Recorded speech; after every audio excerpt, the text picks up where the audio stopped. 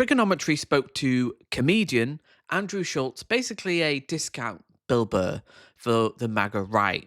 He likes to play the centrist, likes to hedge his bets, but like cowardly right wingers, he is actually a right winger. They like to play the centrist, like, oh, I've not changed. The left has gone too far. But in fact, he is a right winger and is too cowardly to own that fact. So let's get straight into the clip. But on the other hand, you open Twitter, Yeah. and you go, "Oh, this is a whole different experience, right?" Yeah. So what do you make of the kind of post-Trump effect and culturally what's happening at the moment? What does he mean by that? Because he defended Elon Musk saying, "No, no, not Sieg Heil. No, no, no, no, no, no, no, no, no, no, no. Elon Musk is a neo-Nazi." And then what does he mean like you go into it? Yeah, it's full of neo-Nazis. Like, has he come around to that, or what the hell's going on?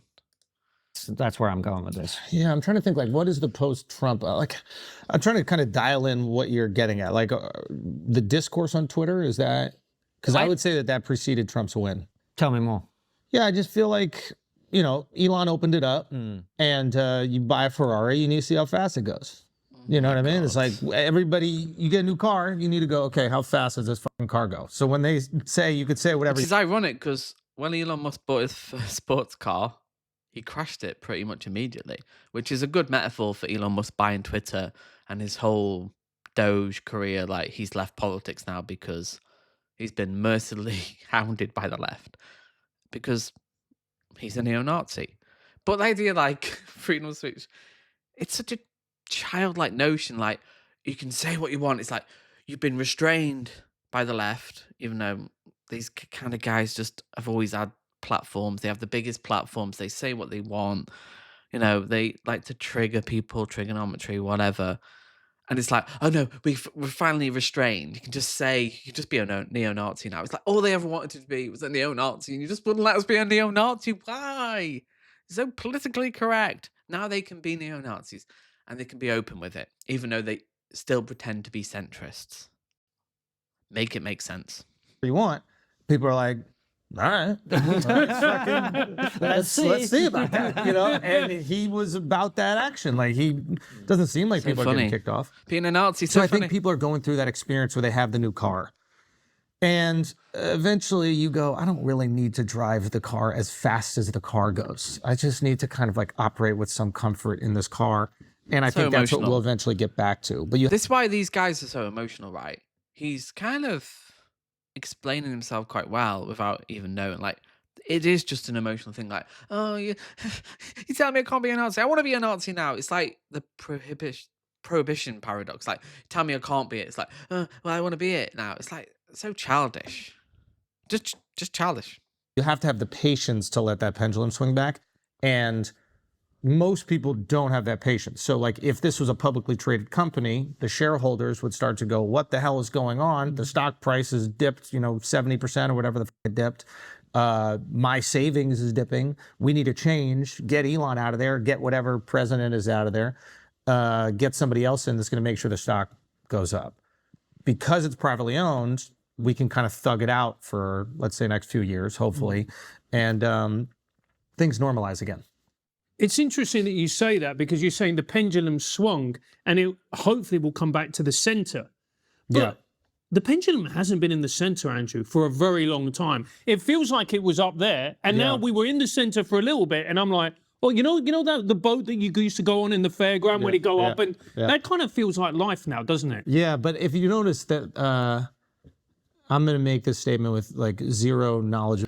And that is due to the inequality. The reason why we're so divided is because you've got the massive division between wealth, the far right, who represent wealth, Elon Musk, Peter Thiel, Donald Trump, Mark Andreessen, these people who, Zuckerberg, and then you've got everyone else who kind of just want to live their lives. They don't care about trans people. They know immigrants contribute to the economy. And you've got this massive polarization. And you had it in the 1920s and 30s. After World War I, and then the economic crash in 29, massive inequality. And what do people do? They go to communism or fascism. And this is what we're seeing today. It's the inequality of capitalism that causes this massive, because there is an inevitable pendulum swing in history. Like the last 400 years, we have been in an age of revolution, going back to the Netherlands, the proto industrial age, which was then exported to England. You had that initial boost towards capitalism as we kind of know it now. And then there's a reaction to that.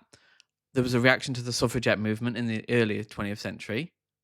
There's a reaction to the civil rights movement. So anytime there's a progressive movement that pushes someone forward, there's always a backlash. And that backlash is what Trumpism is. We've seen it over the last, like the anti-woke stuff is just that. And it would be nice and it would be sensible to have everyone being brought along with the trans issues and immigrants. But that, unfortunately, reality isn't perfect. I would like it if that happened. Great, bring everyone along. But in reality, in our environment of inequality and the media environment, we are massively divided. But they can't acknowledge the root cause of inequality in capitalism. They just see like, oh, they just don't really have a diagnosis. They're just saying it's happening and not saying, why is this happening? Of physics, but I would presume that boat or that ride that we're talking about spends more time on the edges than it does in the middle. Meaningless. Right? Because like, think about it, it slows down as it gets to the top and it passes back slow as it starts to gain momentum again. And the smallest amount of time it spends is at this point right here because it's at peak speed before it starts slowing down again. If there's some scientist out there that is going, you know what the f you're talking about? Yeah. Yes, you're right. Yeah. But I no think idea. that's what you're seeing. So it's like, it was a lot of time on the left, and then now you're going to see a lot of time on the right, and the right's going to fucking ruin it, and they're going to say crazy fucking shit and be just as like a... We're not going to see a lot of time on the right.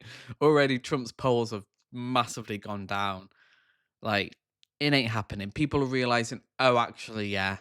Like they always do. And then you go back, it's like, oh, actually, maybe we treat people, immigrants, respect. Maybe due process is something that we should probably embrace. Offended and concerned as the left was. Like you already see the like the protectionist behavior about like their heroes, and it's unfortunate. I hope it What do doesn't you mean? happen. Like what heroes? Oh, he doesn't like that. If you criticize Elon in any way, there are people that like knee-jerk reaction or just like, how the fuck dare you, and they try to cancel you, and they do the exact same thing that maybe they were criticizing the left of doing for the last 8 years. So, And it's just humans. It's like what we do. See, no pushback on that because it's like, well, yeah, that is right. You know, it's it's a Rorschach test, right? It's like whatever you believe, you see. You know, if you're somebody who is very for, you know, free speech and you like jokes and you're not a big like identity politics guy, you'll watch this show and you'd be like, yo, those two guys. What? I hate this identity politics discussion. Like the idea that these guys don't talk about identity politics. They talk about it constantly. They just talk about it from a right-wing perspective. The idea that, oh, the right constantly say this. The left need to stop talking about identity politics. But they'll talk about men's issues. They'll talk about white identity politics. And they'll talk about religion, embracing of cultural Christianity. They'll talk about nationalism, which is a form of identity politics. They just don't like it when trans people have a voice. That's it, really. Or immigrants or black people. They love identity politics. And it's somehow, like Akala said this, like, politics is about identity politics. It is. It just is. Like, even class politics, if you want to bring things back to class, which I think we should, that is still a form of identity politics. So it's kind of unavoidable. It's how you negotiate it. And is it divisive? And how we embrace and say, yeah, trans rights are great. We wouldn't say this about gay rights. Oh, you're doing identity politics. Gay people it's going too far. No, it's fine. People have embraced gay rights, and they will with trans rights. It just takes a bit of time. The same with Muslims, immigrants. These things take time. Guys are the truth. They're the realest ever. I love them. Thank God they're like protecting free speech. And if you're somebody who's the opposite of that, you'll watch this show and you're like, those guys are fucking Nazis and they're assholes and how dare they push this kind of rhetoric and this is what's wrong with the whole world. You're the same guys. So it's very difficult to like convince somebody to feel something different. There's that great Jonathan Haidt book. Did you guys read that? Yeah. Righteous Mind or whatever? Yeah. This is a perfect example. Like, I didn't know that that's how our brains work, but now it makes perfect sense. We feel something, we retrofit a justification on it. End of story. I think the right do that way more than the left. So they'll have this kind of a disgust of trans people, or like they don't come to. It's like climate change is inconvenient, and then they'll post hoc put like, there's always been climate change. There's always been changes in the weather, even though weather and climate are different. That's what they do. Whereas we start with the evidence. We start like, okay, where does the evidence take us? And then we base our opinions on that. With immigration, yes. Climate change, yes. Trans rights, yes. But they're the ones who project. It's like, like they did it with gays, they did it with women. It's like, women can't have a voice because they're irrational, or they're not able to like make decisions. And then you realize, oh no, women are exactly the same as men, basically. And that's where we are, where they project constantly on the left what they are. And now they use that talking point. And oh no, it's like, how can you have a discussion? Because we live in two different realities, and only one reality can be right by definition.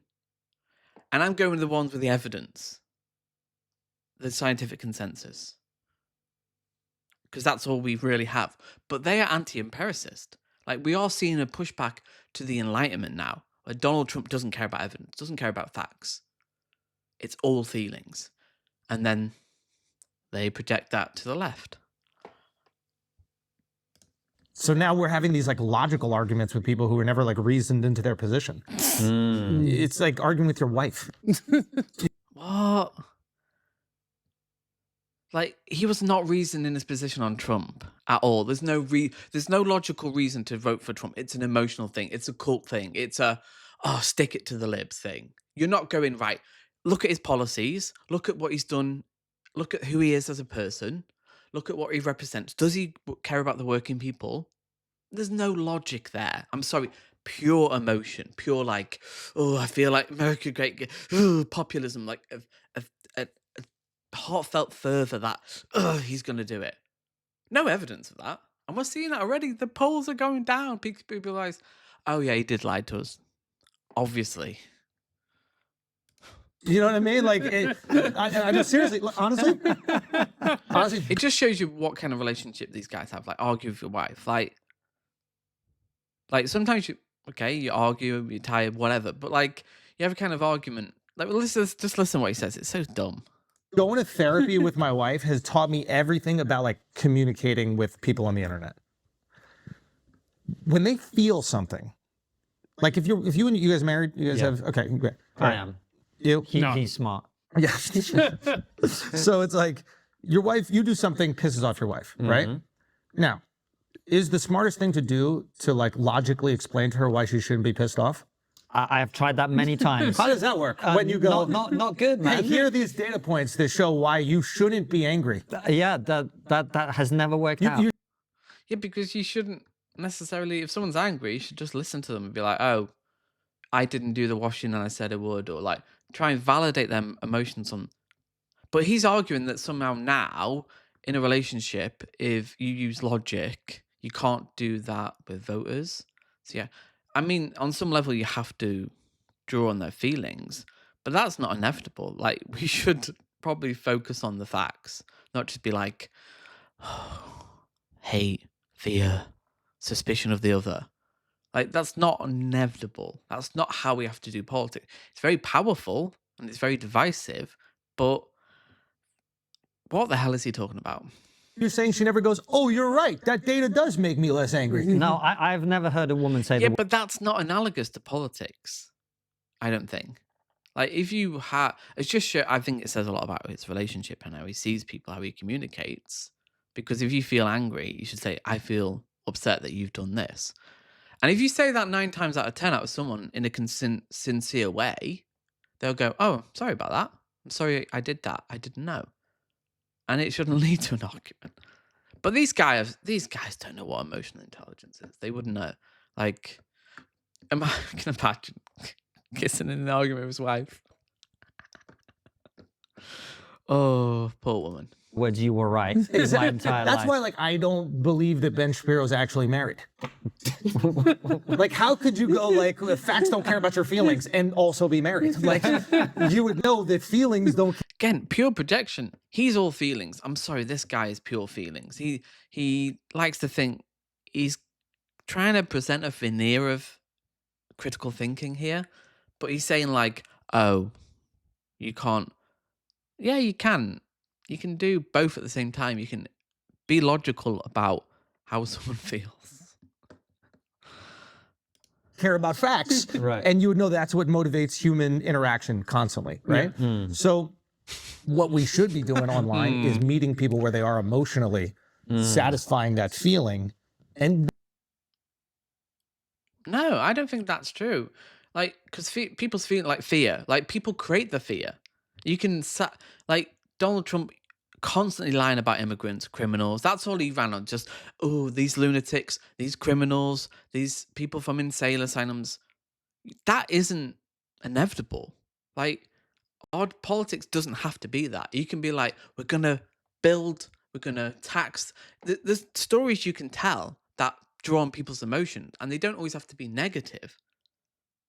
Like, he's just assuming that, oh, like, no, like, Donald Trump is a divisive figure. He's dividing native citizens to immigrants. You could say, like, oh, everyone's like, if you come here, you're an immigrant, you're American, I welcome you.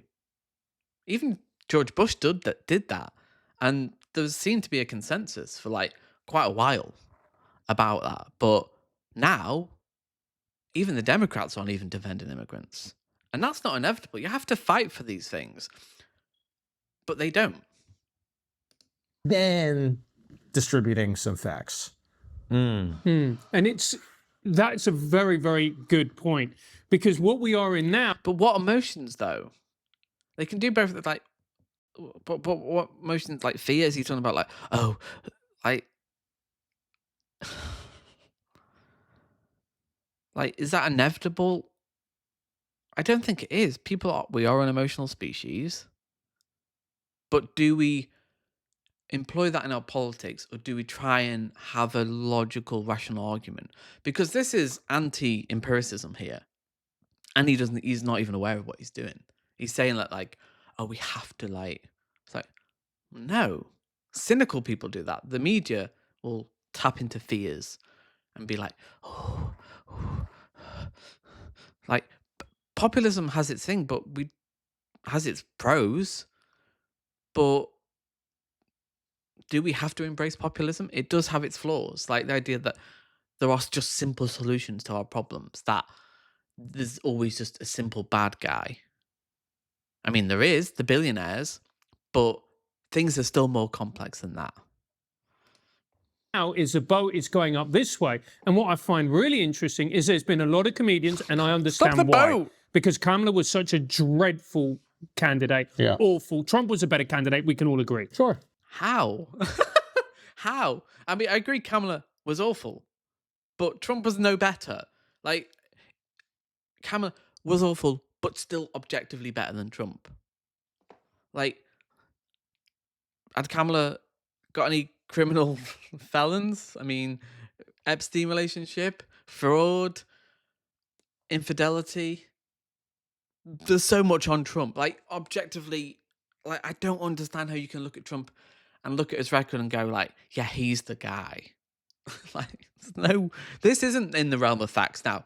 This is in the realm of emotion. But he thinks we should have emotion in politics. Why? It should be based on facts. Like, what do they represent? What have they done?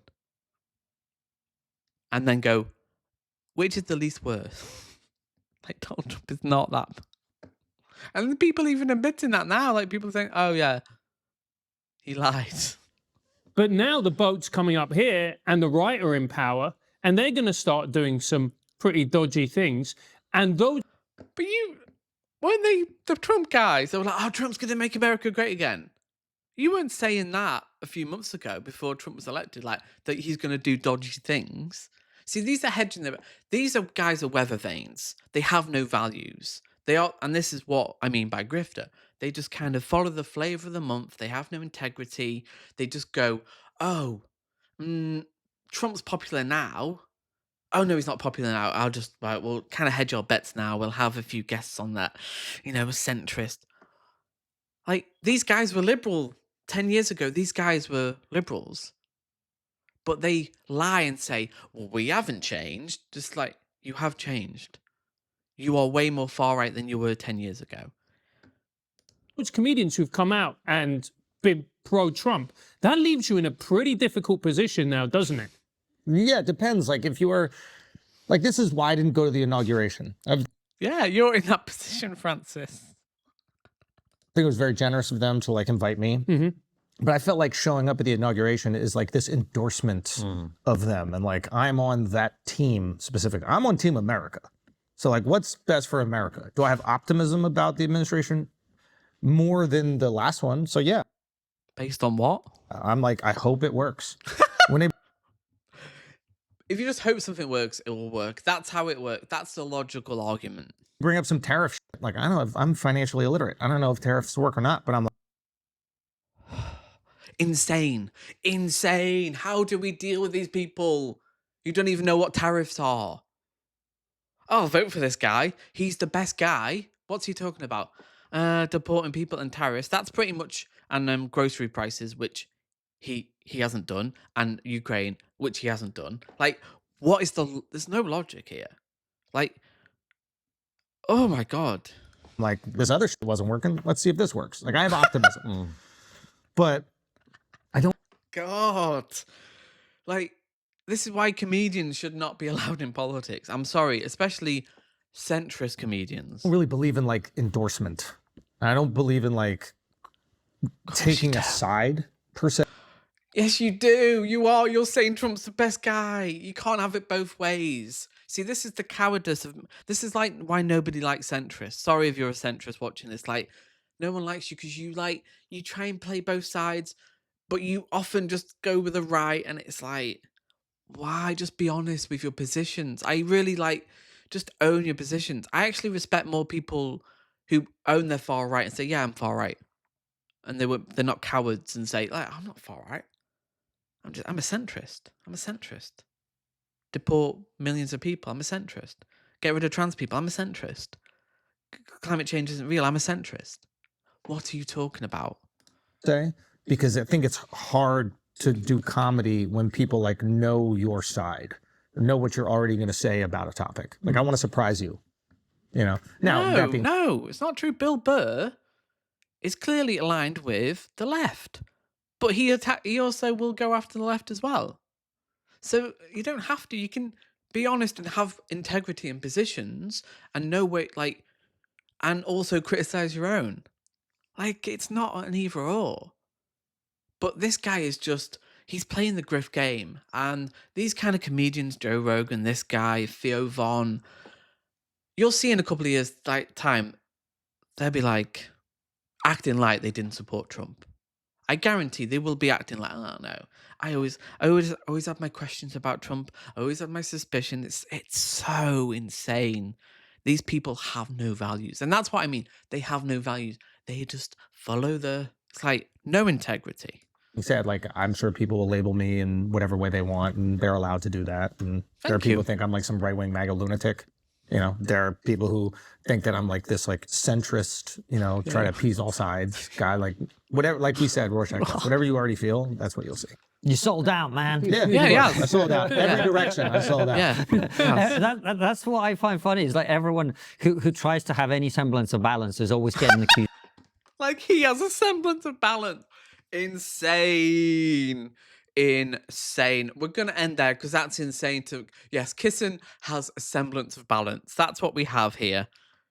Konstantin Kissen, he's just a guy of balance. He's just a centrist. That's all he is. That's all he is. Oh my God, insane. If you enjoy the content, hit the like button and I'll see you in the next video.